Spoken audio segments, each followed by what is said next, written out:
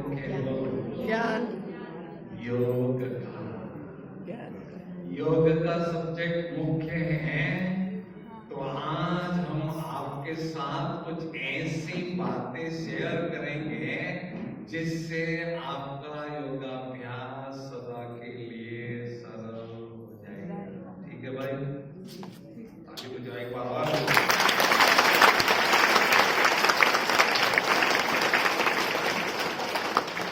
देखो, सारे ज्ञान का सार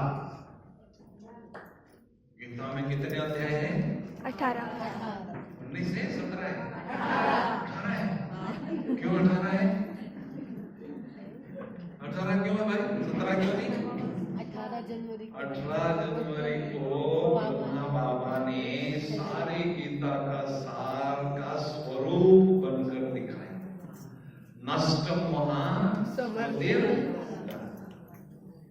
मोह को नष्ट किया और एक बाबा के स्मृति में सदा टिक गए। ठीक है ना भाई? तो सारे ज्ञान का सार एक वाक्य में है। मीठे बच्चे स्वयं को आत्मा समझ उस बात को ज्ञान। बस ये सारे ज्ञान का सारे है ना। लेकिन ये ज्ञान हमारे बुद्धि में नहीं बैठता है, सहज उसका अभ्यास सहज नहीं होता है। इसलिए लोगों ने 18 अध्याय खींच के बना दिए, है ना। तो ब्रह्मा बाबा मधुबन में अगर हम जाते हैं तो ब्रह्मा बाबा खड़े दिखाई देते हैं सामने। कैसे दिखाई देते हैं? शांति स्तंभ के रूप में, है ना भाई? कैसे दिखाई देते हैं? शांति स्तंभ के रूप में। बाबा गए नहीं, बाबा हैं, खड़े हैं शांति स्तंभ के रूप में। तो हम सभी के जो शिव बाबा ब्रह्मा बाबा हैं, उन्होंने इतनी ऊंची स्थिति बनाई, श्रेष्ठ स्थिति बनाई, तो हमें भी ऐसी स्थिति श्रेष्ठ बनाना है। बाप के जैसा बच्चा होता है। शेर का बच्चा कौन होता है? शेर। इधर तो नहीं होता है ना। अमीर का बच्चा कौन होता है? इतना ब्रह्मा बाबा ने इतनी ऊंची स्थिति बनाई, तो भाई हमें भी तो बनाना चाहिए ना, कि नहीं? तो ऐसी ऊंची स्थिति बनाने का सीक्रेट क्या है, वो मैं आपके साथ शेयर करने जा रहा हूं। मुझे 50 साल हो गए मधुबन में। कितने? 50। ताली बजाओ ना।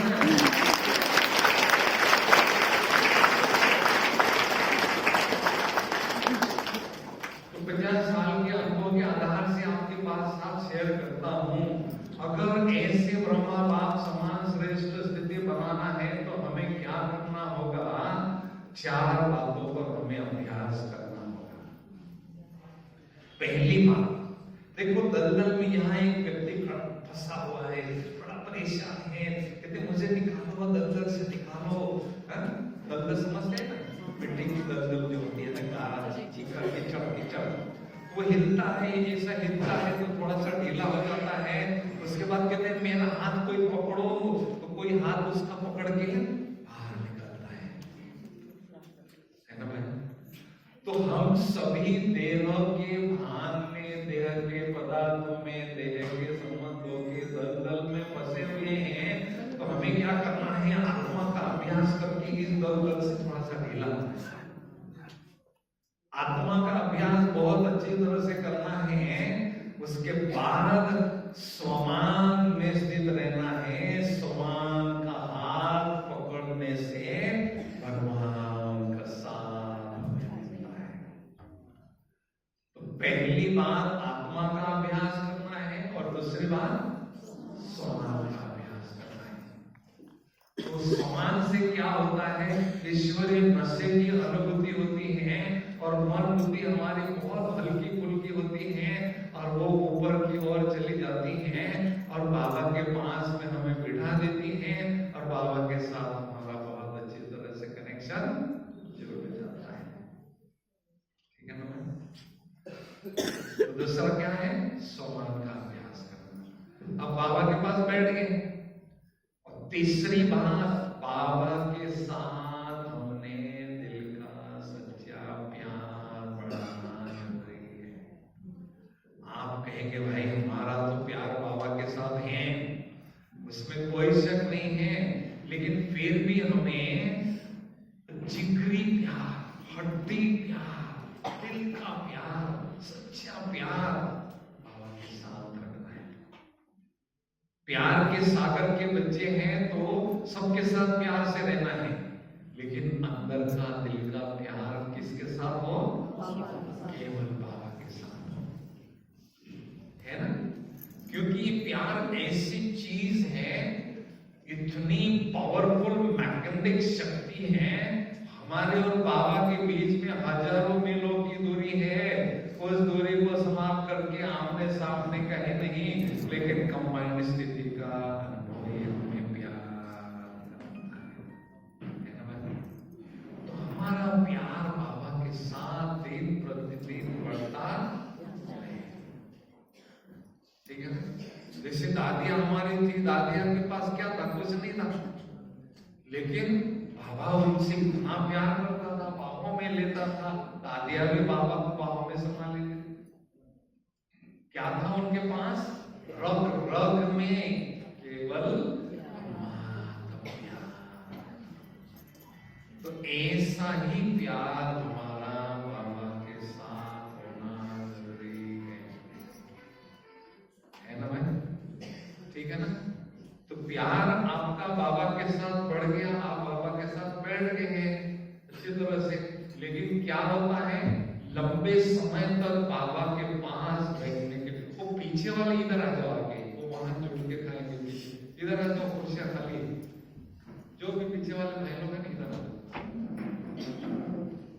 देखो माताएं कैसे बैठी, सिस्टमेटिक बैठी ना, ऐसे आप भी थोड़ा आगे आ जाओ। ठीक है ना। तो बाबा के साथ में फिर क्या है, विभिन्न संबंधों की अनुभूति हमें करना है, ताकि रुचि के साथ सारा दिन भर में बाबा के साथ में कनेक्शन हमारा जुटा हुआ रहे। क्योंकि बाबा हमें सामने से कहते हैं 24 घंटे में कंपनी देने के लिए तैयार हूं आपको, 24 घंटे, तो 24 घंटे तो बाबा को छोड़ना चाहिए कि भाई, बोलो ना, सामने से कह रहा है बाबा 24 घंटे कंपनी देने के लिए तैयार हो, तो फ्री छोड़ना चाहिए क्या, बोलो ना, नहीं छोड़ना चाहिए था।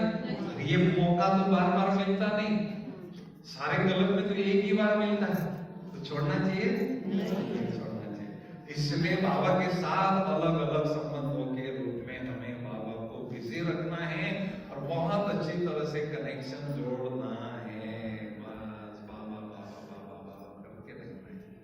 ठीक है ना भाई। तो अभी तो बंद करो, नहीं कौन बजा रहा है, 12 बजे। हाँ ठीक है, 12 बजे फोन किया,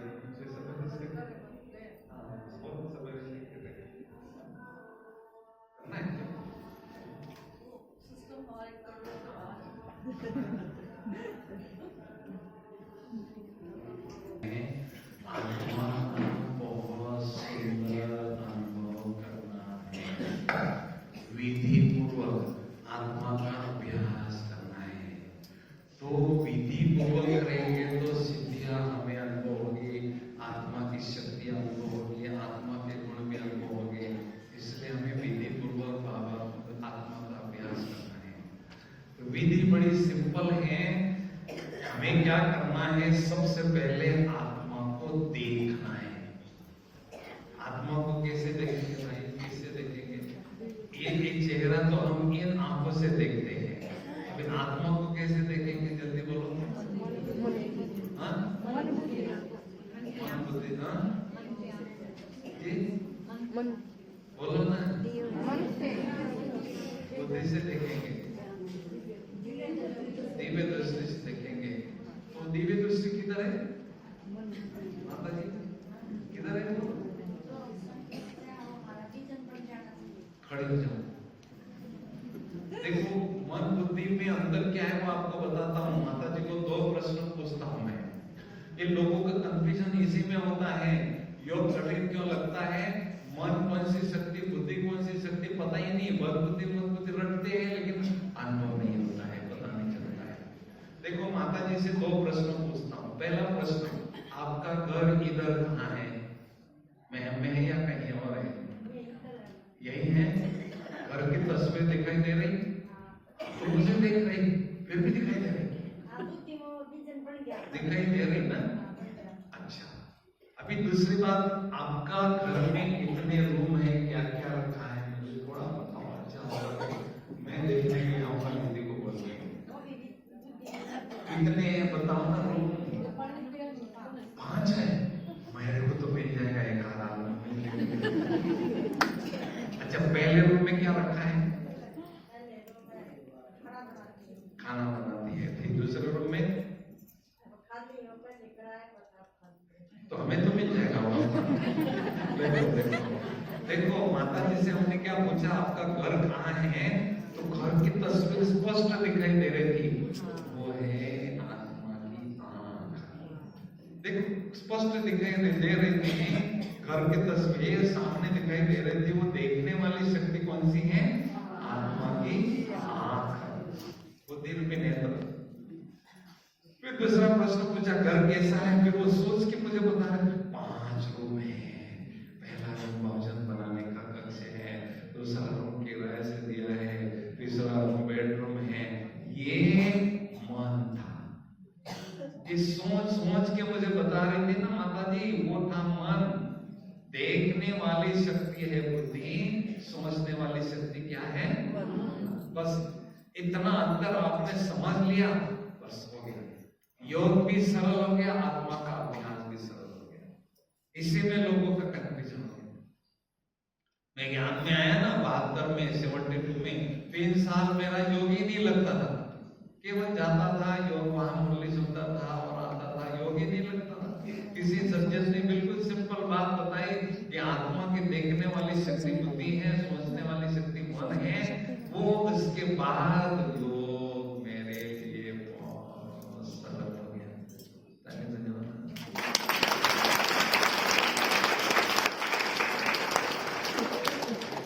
तो अभी हम इसका अभ्यास करेंगे, ठीक है भाई? क्या हुआ, यज्ञ के शुरू में कराची में दीदियां हमारी ना छोटी छोटी बच्चियां थी, कुछ बूढ़ी माताएं थी और कुछ 25-30 भाई थे। तो जब कोई यज्ञ में आए ना तो वो ओम की ध्वनि करते थे, और जो ओम की ध्वनि करते थे ना उनको साक्षात्कार होता था, परमधाम का साक्षात्कार, कृष्ण का साक्षात्कार, विष्णु का साक्षात्कार होता था। ओम की ध्वनि करती, वो 15 बाबा ने 14 साल वहां अच्छी तरह से बताया। अब वो तो चांस हमें मिला नहीं भाई, लेकिन ओम की ध्वनि तो कर सकते हैं ना, वो लोग कर सकते कि नहीं? लेकिन विधि पूर्वक करना है। यहाँ पहले आत्मा का सितारा देखना है, मैं कौन हूँ, ज्योति बिंदु सितारा हूँ, और यहाँ से संकल्प ओम का निकल रहा है और पूर्व मुख के द्वारा बाहर निकल रहा है, और वो इस वायुमंडल में फैल रहा है और वायुमंडल को पावन बना रहा है। ऐसा अभ्यास कर, ऐसा अनुभव। आंखें बंद कर देंगे, अपनी तीसरी आंख खोलेंगे, दिल पे नेत्र, और मेरे साथ ओम की ध्वनि करेंगे। मैं बहन हूँ, मैं भाई हूँ, कोई बहन नहीं, कोई भाई नहीं, सभी आत्माएं बाबा के बच्चे हैं। तो हमें आत्मा को देखते हुए वहां से ओम की ध्वनि निकल रही है, अब वो वायुमंडल में फैल रही है। ऐसा अभ्यास करना है। शरीर तो मेरा एक मकान है। ओम शांति।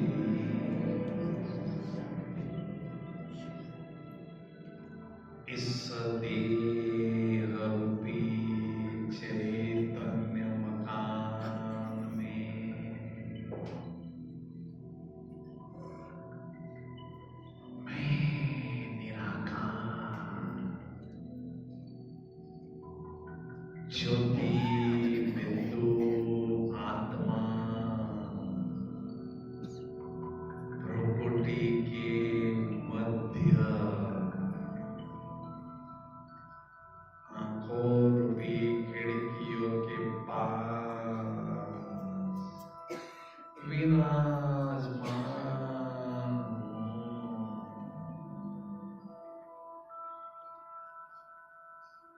भ्रुकुटी के मध्य आत्मा बिंदु को देखते हुए सभी मेरे साथ ओम की ध्वनि करेंगे। भ्रुकुटी के मध्य ज्योति बिंदु आत्मा को देखते हुए सभी बोलेंगे मेरे साथ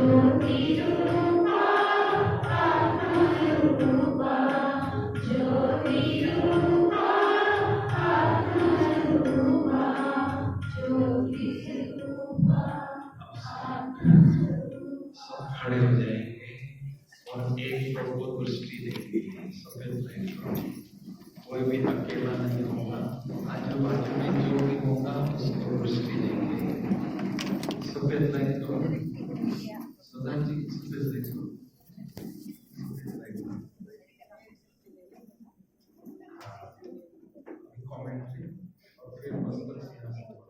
एक दो को दृष्टि दो, हाँ एक दो को दृष्टि दो, आजू बाजू में खड़े हो जाओ। ओम शांति। इस देह रूपी चैतन्य मकान में मैं निराकार ज्योति बिंदु आत्मा मकान मालिक भ्रुकुटी के मध्य आंखों रूपी खिड़कियों के पास विराजमान हूँ। सामने विराजमान आत्मा भाई को आंखों रूपी खिड़कियों से बुद्धि रूपी नेत्र से देख रही हूँ। हम दोनों ज्योति बिंदु आत्मा आत्मा भाई भाई हैं। एक निराकार शिव पिता की प्यारी संतान है। जैसे शिव बाबा की दृष्टि निराकारी निर्विकारी है, ऐसे मेरी भी दृष्टि निराकारी निर्विकारी बनती जा रही है। जैसे ब्रह्मा बाबा की दृष्टि पारदर्शी दृष्टि थी, मस्तक के अंदर जो छिपी हुई आत्मा बाबा को स्पष्ट दिखाई देती थी, ऐसे मुझे भी आत्मा दिखाई दे रही है। रूह समझकर रूह को देखने की मेरी रूहानियत की शक्ति बढ़ रही है। कितना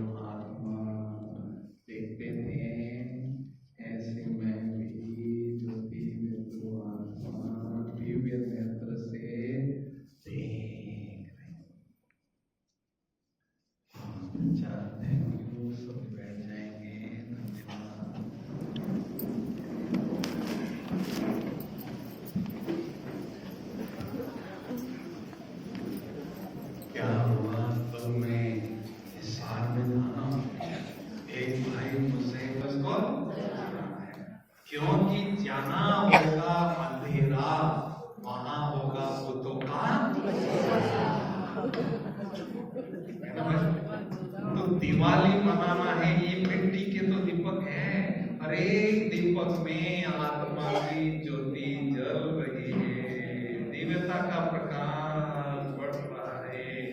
ऐसा अनुभव हमें करना है, ठीक है ना भाई? तो क्या होगा? बुद्ध आएंगे नहीं हमारे पास, ठीक है ना? तो आत्मा देह समझते हैं तो किसकी याद आती है? देहधारी की याद आती है, देह के संबंधी। आत्मा समझते ही बुद्धि ऊपर जाने लगती है, आत्मा का घर, आत्मा का पिता, आत्मा के गुण ऑटोमेटिक याद आने लगते हैं। तो हमें क्या समझना है? आत्मा समझना है। देखो 63 जन्मों की गलत आदत हमारी है, देह समझना और देह को देखना। एक जन्म के नहीं, 63 जन्म के हैं, उसको भी तो परिवर्तन करना है ना हमें। तो इसलिए हर मुरली में बाबा कहते हैं बच्चे आत्मा समझो, बच्चे आत्मा समझो, बच्चे आत्मा समझो। कई बार कहते हैं भाई मुरली में क्यों बाबा बार बार रिपीट करते हैं? बाबा कोई टीचर होता है ना, ये देखो टीचर यहाँ बैठा है, पहला अक्षर कौन सा सिखाते हैं बच्चों को? क्या क्या? सिखाते हैं ना, आ लिखो, आ लिखो, आ लिखो, 2 बार 4 बार 5 बार नहीं आएगा भाई, ये तो काम करता है।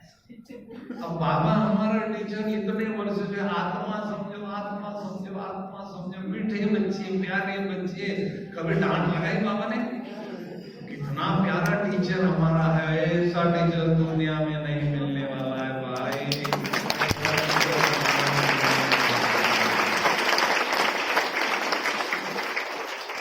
तो लिखना माना आत्मा समझना आना। वही लिखना नहीं आएगा तो कौन सी डिग्री मिलेगी, है ना कि नहीं? तो आत्मा समझते ही बुद्धि बाबा के पास, ठीक है ना? तो हमें क्या करना है? जब समझते हैं काया तो आ जाती है, जब समझते हैं आत्मा तो पापों का होता है। आत्मा समझते ही बाबा की याद आती है और हमारे भी कर्म खत्म होने लगते हैं। जब समझते हैं ज्योति तो माया भाग जाती है। जंगल में शेर किसी को नहीं डरता है, जहां अग्नि जलती हुई देखेगा ना वो दूर से भागता है। तो ये माया का जो कागज का शेर है ना, वो जब ज्योति हमें समझते हैं ना तो ये दूर से ही भागती है, हमारे पास, ठीक है ना भाई? इसलिए देखो मंदिरों में देवी देवताओं के सामने हमेशा दीपक जलाते हो, पूजा में उसमें तेल डालता रहता है, तेल डालता रहता है, नींद भी नहीं करता है बेचारा। अगर रात को ये ज्योति बुझेगी तो इनका सांप लग जाएगा, इसलिए वो नींद भी बिठाता है। ये कौन सी यादगार है? हमारी यादगार। हम बाबा के बच्चों ने, देवी देवता बनने वाले बच्चों ने ये शरीर रूपी मंदिर में आत्मा की ज्योत निरंतर जगाने का प्रचार किया था। वो लोग मना रहे थे,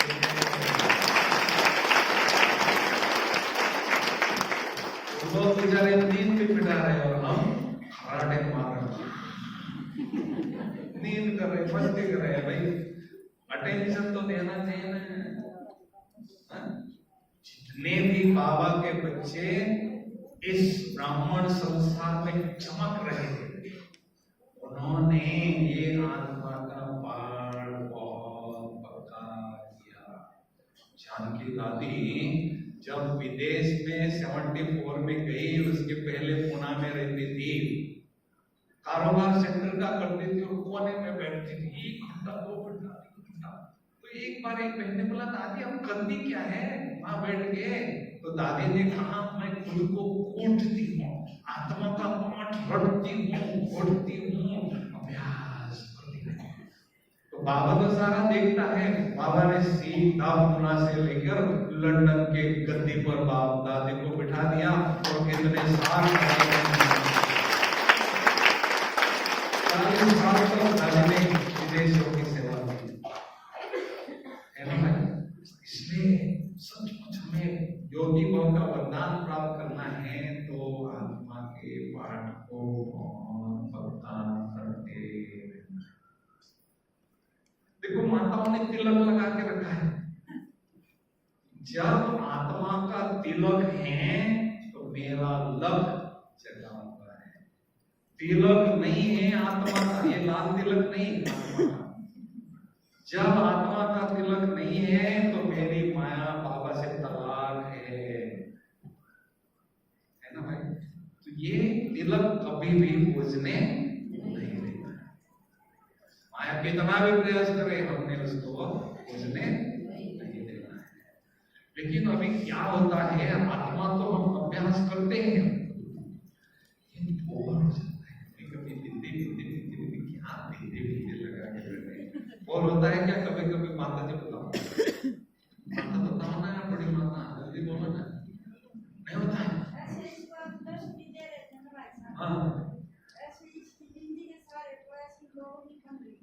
हाँ देखो अनुभव हो रहा था माता जी को, आत्मा का अनुभव हो रहा था। खाली बजाओ ना जरा देखो आत्मा का अभ्यास के साथ हमें स्वामान का अभ्यास करना है। हम देखो ये जो भी सभा में बैठे हैं ना,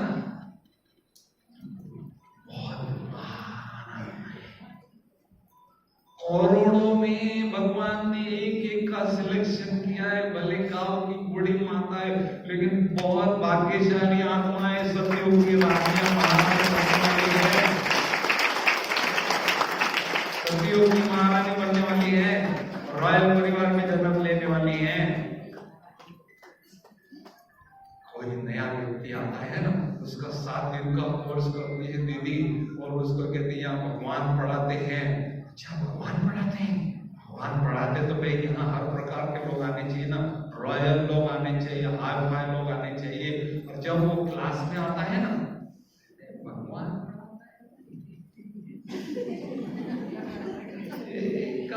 बूढ़ी बूढ़ी माता भगवान पढ़ाता है, यहाँ कोई हाई फाई लोग आने चाहिए ना, ये तो बूढ़ी बूढ़ी माता है। तो दूसरे दिन भाग जाता है, दीदी कहते हेलो हेलो भाई जी क्लास में नहीं, मेरे पास टाइम नहीं, जाओ बाबा। बाबा के बच्चे मिडिल क्लास या हायर मिडिल क्लास होते हैं, हाई फाई यहाँ कोई आ नहीं सकता है, आएगा तो टिक नहीं सकता है। कारण बताओ जल्दी, कारण बाबा गरीब निवाज है। आप मधुबन में शांति वन में जाएंगे ना, 20,000 की सभा में यही लोग मिलेंगे आपको। घाघरे वाली माताएं और टोपी वाले भाई और महाराज के ऐसी सिंपल सिंपल। भगवान को यही पसंद है क्या? जल्दी बोलो ना भाई, क्यों बाबा को यही पसंद आए बताओ ना, इसका कारण तो बताओ ना। मैंने इस पर बहुत सोचा। हम सभी बहुत रॉयल आत्माएं, जैसे परम धाम में हमने थोड़ी रेस्ट किया और जैसे सतयुग में आए, राजा महाराजा का सिंहासन, रानी महारानी का सिंहासन मिला, रॉयल परिवार में हर हमारा जन्म हुआ सभी का।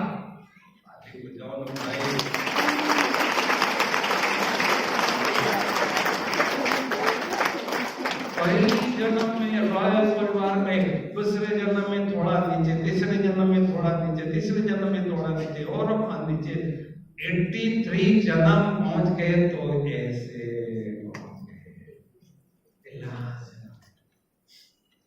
अभी फर्स्ट जन्म में जाना है तो उसके लिए लिफ्ट में बैठना होगा। कौन सी लिफ्ट है? सोमान। उस लिफ्ट में बैठेंगे तो सीधा जो आपकी आत्मा में रॉयल्टी थी, नोबेलिटी थी और जो रुहाब था वो लौट के आएगा। अगर उस सोमान के इसमें लिफ्ट में नहीं बैठेंगे तो नहीं आएगा। इसलिए हमें, मैं शिव शक्ति हूँ, शिव की मैं शक्ति हूँ, मैं शेरनी हूँ, जंगल का राजा शेर पर सवारी करने वाली दुर्गा हूँ, महाकाली, अनेक आत्माओं की काली माँ को मिटाने वाली मैं महाकाली। ऐसा हमने में समान में टिकना है। जो भी बाबा ने हमें टाइटल दिए हैं वो टाइटल को आत्मा के साथ जोड़ देना है। मैं आत्मा महान हूं, मैं आत्मा जगत माता हूं, 4 बच्चे की मां नहीं हूं, जगत माता। मैं आत्मा दुर्गा हूं, अनेक आत्माओं की दुर्गंध को मिटाने वाली दुर्गा हूं। ऐसा आप समान में टिकेंगे तो क्या होगा, जो सोई हुई शक्तियां है वो आपकी जागृत हो जाएगी और आप शेर में बन जाएंगे। किसी की ताकत नहीं होगी आपकी तरफ। बाबा ने क्या कहा, ये जो माताएं बच्चे छोटी छोटी बच्चियां आई थी ना, तो बाबा ने उनका अनेक जन्मों का गिरा हुआ सामान ऊंचा उठाया।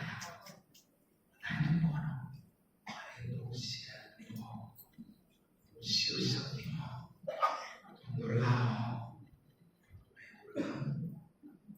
बाथरूम में कॉकरोच आता है,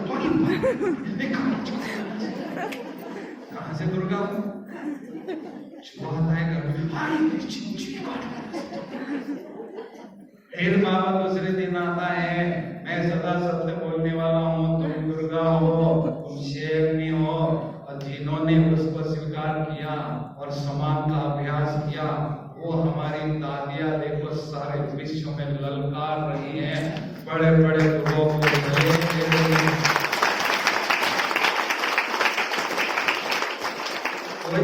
डिग्री नहीं है, जानते छठ में पढ़े थे, डिग्री भी नहीं, पर्सनैलिटी भी नहीं, और ललकार नहीं विश्व की। एक किसका चमत्कार है, स्वयं ही स्वयं को मान देना सीखना है। कोई मान दे न दे, मुझे कोई लेना देना नहीं, मैं भिखारी नहीं हूँ, मुझे किसी से जरूरत नहीं मान चाल की। भगवान ने बड़े बड़े टाइटल दिए हैं, तो वो टाइटलों को हमने आत्मा के साथ जोड़ना है। धीरे धीरे सारी शक्तियां जागृत हो जाएगी और वो वास्तविक रीति से हम शक्तिशाली बनते जाएंगे। शेर जब अपनी गुफा में सोया रहता है ना, तो छोटा चूहा भी उसके बदन पर दौड़ता है। जब जगा हुआ होता है तो किसी की ताकत नहीं होती है उसके गुफा के पास जाने की, तो जगा हुआ है। ऐसी हमारी शक्तियां जब जागृत होती है ना, तो माया हमारे सामने खड़ी नहीं हो सकती है। ठीक है ना?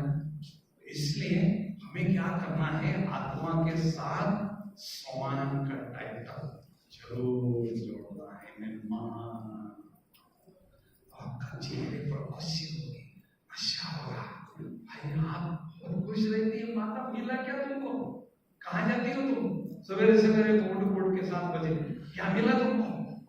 हमको तो भगवान मिल गया है, इतनी खुश रहती हमें भी ले चलो ना ब्रह्मा कुमारी की जाए। देखो आपके चेहरे ने भाव सेवा किया ना, चेहरा खुशी में है, और दूसरे लोग देखो बेचारे कितने लड़ते हैं, कैसी कैसी खुशी नहीं। तो आपकी खुशी देख के तो उसको बाबा का मैसेज मिल गया, बाबा के घर में आने की प्रेरणा मिली, सेवा हो गई तो नहीं। इसलिए हमें क्या करना है, खुशी जैसी खुराक नहीं, गणेश जैसा भोग नहीं।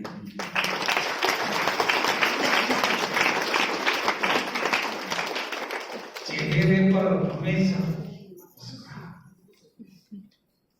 2 किलो सोने का दागिना पहना हुआ है, और ऐसे और देखेगा 2 किलो सोना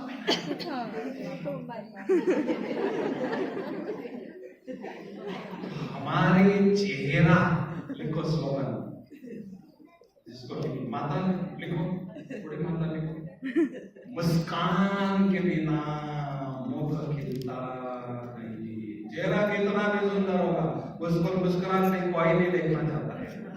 तो मुस्कान के बिना मुख खिलता नहीं, सद्ज्ञान के बिना सुख मिलता।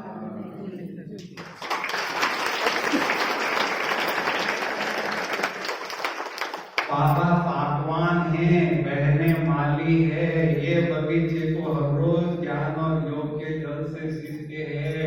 तो भगवान चाहता गुलाब कैसा हो, केवल खिला नहीं, है ना, कुछ भी आए, कोई बात कैसी भी आए, तो भी हमने मुस्कुराहट को गायब नहीं होने देना है। भगवान में मिला कोई साधारण बात नहीं है। मैं जब कॉलेज में पढ़ता था ना, नागपुर में 72 में एमएससी फाइनल में पढ़ता था, सवेरे में 5 बजे जाता था और फिर मुरली और योग करके आता था, साइकिल लेके जाता था। मेरे हॉस्टल में 300 लड़के रहते थे। जब मैं आता था ना, वो खिड़की से देखते थे, वो देखो पागल आ रहा है, देखो पागल आ रहा है, ऐसे मुझे कहते थे। मेरा एक स्लोगन पक्का था,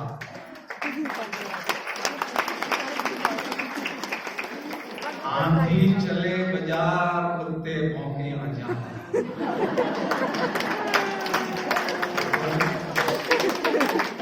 आंधी चल रहा है, मस्ती में कुत्ते कोई असर ही नहीं, उन्होंने बोलना ही छोड़ दिया, इसको तो कोई असर ही नहीं होता है। अरे भगवान मिला है, कोई साधारण बात नहीं है, कोई असर नहीं होता, खुशी मस्ती में। ऐसे हमारी खुशी कभी भी चेहरे से गायब ना हो। भगवान मिला है, सारी दुनिया का मालिक मेरा बाप बना है ना भाई। किसी का बाप मिनिस्टर होता है ना, तो मेरा बाप मिनिस्टर है। मेरा बाप कौन है? सारे संसार का प्राइम मिनिस्टर है, प्राइम मिनिस्टर।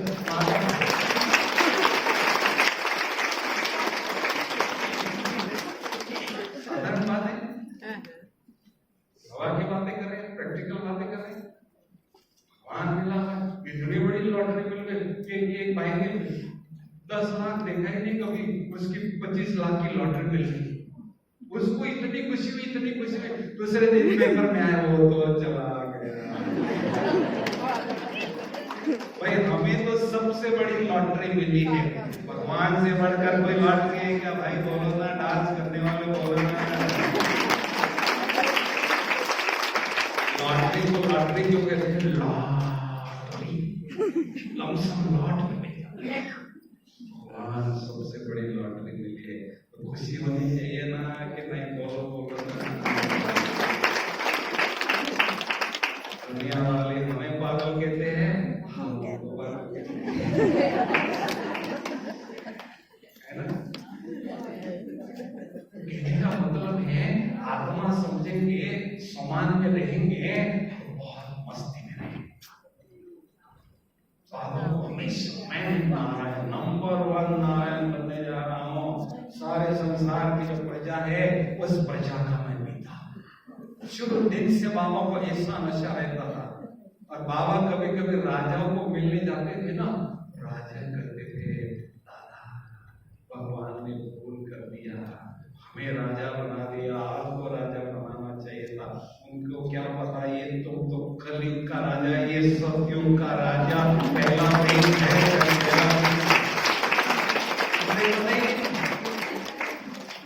अरे ये दादा साधारण नहीं है, ये सतयुग का पहला राजा है। लक्ष्मी नारायण है पहला नंबर, तो भिखारी है। और तुम्हारे महल में उसकी फोटो लगी है और वो स्टैचू लगा है, पूजा करता है। आपको नशा है ना? हमें भी नशा है।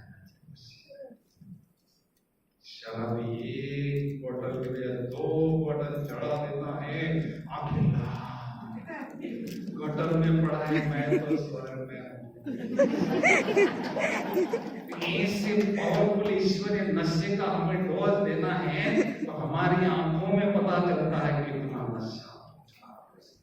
और ये घटिया दुनिया में रखा क्या है? हमारी दुनिया तो वो सूक्ष्म वतन है, परम धाम है, और वैकुंठ की दुनिया है। इसमें रखा क्या है?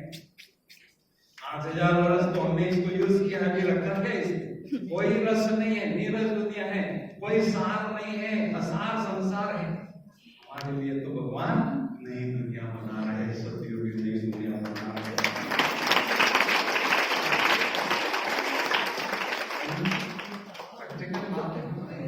और की बातें सही कर रहे हैं जी, माता जी बोलो, सही बना मकान बन रहा था, तो देवी ने हमको बुलाया था, ये यहाँ प्रोग्राम रखा था, वचन था हमारा था, लोगों को बड़ी खुशी हो रही थी, ये यहाँ स्थान पर भगवान का नया भवन बनने वाला है, बहुत खुशी हो रही। और अभी देखो नया भवन बाबा का खुशी होनी चाहिए, देखो आपको बैठने के लिए अच्छा स्थान मिल गया, इसलिए हमें खुशी में जीना है, मस्ती में जीना है, ठीक है भाई। तो अभी क्या करना है, आपको सारे दिन भर में बाबा को याद करते जाना है। याद को याद क्यों कहते हैं, उल्टा क्या है,